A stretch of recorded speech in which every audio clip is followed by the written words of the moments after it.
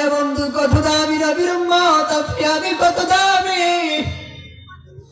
আপনি আমি এত দামি রে মুস্তফাপুরের বাবাজি, আপনি আমি এত দামি, সারা রাত বর্ণনা করলেও আপনি আমি কত দামি বরত্ব প্রকাশ করে শেষ করা সম্ভব হবে না রে বাবা। ও বন্ধু, বললাম যে ওমা আরসালনাকা ইল্লা রাহমাতাল লিল আলামিন। মরা খেজুর গাছ পর্যন্ত আমার নবীর প্রেমে পাগল রে। এমনকি আমার নবী শুধু আপনার আমার জন্য রহমত নয়, মরা গাছের জন্য রহমত। রাসূল আরবি মসজিদে নববীর মধ্যে বসে বসে রাসূল আরবি একটা মরা খেজুর গাছ ছিল, সেই খেজুর গাছটার মধ্যে পিঠ দিয়া এলান দিয়া সাহাবীদেরকে নসিহত করত, সাহাবীদের মধ্যে কথা বলতো, সাহাবীদেরকে নসিহত করতেছে। এমন সময় একটা মহিলা কোথা থেকে জেনে আসলো।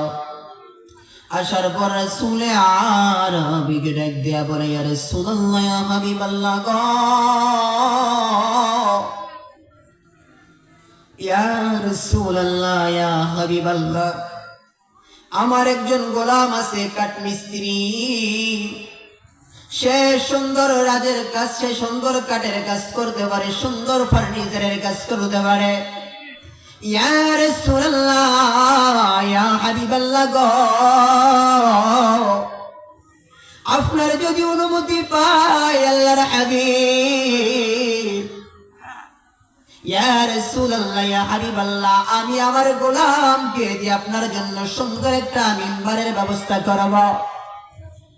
রাসূল আরবি সরকারে দু আলম ওই মহিলাকে অনুমতি দিয়া দিল।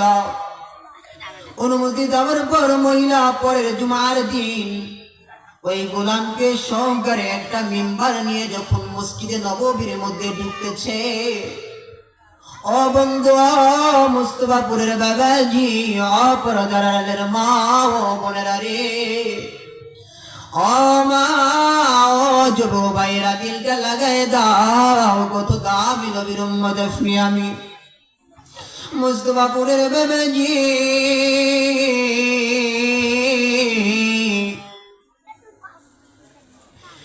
এই মহিলা যখন মিম্বারে টানিয়া মসজিদে নববীর মধ্যে ঢুকতেছে, এমন তো অবস্থায় কোথা থেকে জানি একটা শিশু বাচ্চার মতো কান্নার আওয়াজের ধ্বনি শোনা যাচ্ছে। রাসূল আরবি সরকারে দু আলম দেখতেছে, কেমন জানি রে। রাসূল আরবি যে খেজুর গাছটার মধ্যে হেলান দিয়া নসিহত করত, কেমন জানি সেই মরা খেজুর গাছটা হাউ মাউ করে কাঁদতেছে।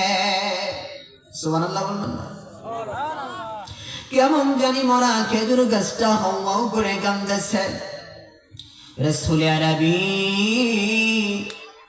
খেজুর গাছকে জিজ্ঞাসা করে বলে, ও মরা খেজুর গাছ, কান্দিস রে? তোর মনে দুঃখ কি, তোর মনে বেদনা কি? মুস্তফাপুরের বাবাজি, খেজুর গাছটা বড় চালাক ওয়ালা খেজুর গাছ রে। খেজুর গাছটা বলে, ইয়া রাসূলুল্লাহ, ইয়া হাবিবাল্লাহ গো, ও আল্লাহর দোস্ত, এতদিন যাবত আপনি আমার পিঠের মধ্যে হেলান দিয়া সাহাবীদেরকে নসিহত করতেন। আল্লাহর হাবিব, আজকে থেকে তো মিম্বারের ব্যবস্থা হলো, এখন থেকে তো আপনি আমার পিঠের মধ্যে আর হেলান দিবেন না। রাসূল আরবি বলে, ও আমার খেজুর গাছ, আর কান্দিস না রে, তুই যেমন আমাকে অনেক ভালোবাসো, আমিও তোমারে বড় ভালোবাসি রে। এই খেজুর গাছ, আমি শুধু উম্মতি মুহাম্মাদের জন্য রহমত না রে, আমি তোর জন্য রহমত। বলনা সুবহানাল্লাহ। আমার রাসূল মরা খেজুর গাছের জন্য রহমত। রাসূল আরবি দোয়া করে দিলেন, মরা খেজুর গাছ জিন্দা হয়ে গেল। আমার রাসূল বলল, খেজুর গাছ চুপ কর, চুপ কর, আর কান্দিস না, আর কান্দিস না। আমি দোয়া করে দিলাম রে, কিয়ামত পর্যন্ত তুমি জীবিত হয়ে যাইবা। আমার উম্মতেরা আসবে হজ করতে, হজ করতে এসে এসে তোমার গাছ থেকে পাকা পাকা খেজুর ছিঁড়বে আর খাবে। খেজুর গাছটা বড় চালাক রে। এ মুস্তাফাপুরের বাবাজি দিলটা লাগায় দাও, খেজুর গাছটা বড় চালাক।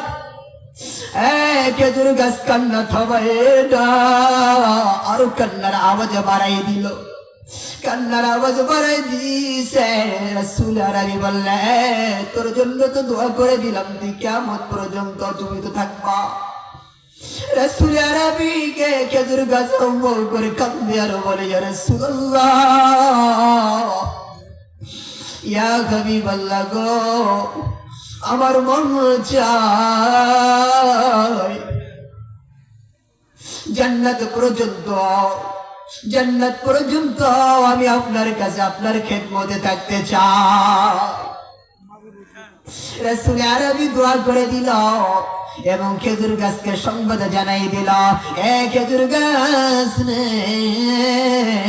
তোমার জন্য দোয়া করে দিলাম, জান্নাতের মধ্যেও তুমি আমার কাছে থাকবা। সুবহানাল্লাহ বলবেন না? আপনি আমি কত দামি জানুনি বন্ধু, কত দামি নবীর উম্মত হবে। আপনার আমার নবীর পাগল মরা খেজুর গাছ। আপনি আমিও কিন্তু কম দামি নয় রে বাবাজি।